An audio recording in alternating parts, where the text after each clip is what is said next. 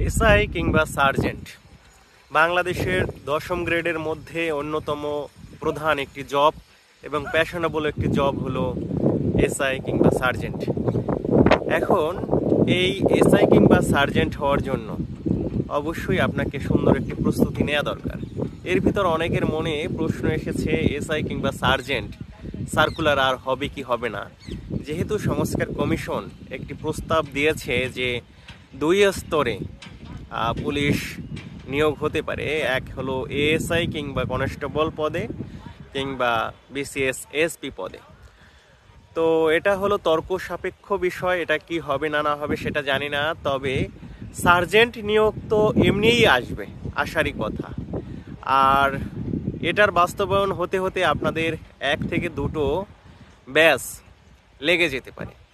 তো এই ক্ষেত্রে আপনাদের এটাই বলবো যে যাদের প্যাশনেবল জব, যাদের একটু ড্রিম জব, যাদের এই পোশাকি জবটা ভালো লাগে কিংবা দেশের এই আইনশৃঙ্খলা, অভ্যন্তরীণ আইনশৃঙ্খলার কাজে আপনি সংযুক্ত হতে চান, নানা বিচিত্র মুখী জব আপনি করতে পারেন, তো সেক্ষেত্রে আপনি অবশ্যই এই জবটির প্রস্তুতি নিতে পারেন।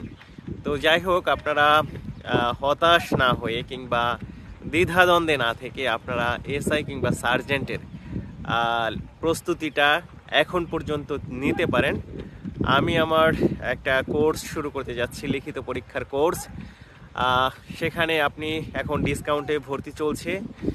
ভর্তি হওয়ার জন্য অবশ্যই আমার সাথে যোগাযোগ করবেন। একসাথে আপনারা অনেক কিছু পাবেন। একই সাথে 5টি বিষয় যে আছে আপনারা জানেন, সেই 5টি বিষয়ের পড়াশোনা, নোট, পিডিএফ, তারপর আপনার সব মিলিয়ে একটা ওভারঅল প্রস্তুতি নিতে পারবেন আমার সাথে। একটা রুটিন ওয়াইজ পড়াশোনা, সপ্তাহে 7 দিনই পড়াশোনার ভিতরে থাকা, সপ্তাহে 3 থেকে 4টা ক্লাস, এছাড়া 1টা বা 2টো পরীক্ষা, তারপর সব মিলিয়ে একটা ওভারঅল একটা গাইডলাইনে আমার সাথে থাকতে পারবেন। তো যাই হোক, আর কথা না বাড়িয়ে আপনারা দয়া করে আর দ্বিধাদ্বন্দ্বে না থেকে, সার্কুলার আসবে কি আসবে না এসব না ভেবে, আমার কাছে মনে হয় যারা এখন প্রস্তুতি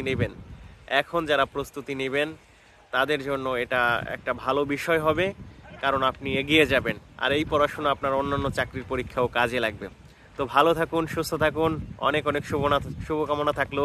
আর যোগাযোগ করুন আমার হোয়াটসঅ্যাপে, এবং আপনারা হোয়াটসঅ্যাপ গ্রুপ এবং টেলিগ্রাম গ্রুপের যে এসআই সার্জেন্ট লিখিত পরীক্ষার প্রস্তুতি গ্রুপ সমূহেতে যোগদান করে আপনি নিজের দিক নির্দেশনা পাওয়ার জন্য নিজেকে এগিয়ে রাখুন। শুভকামনা রইল।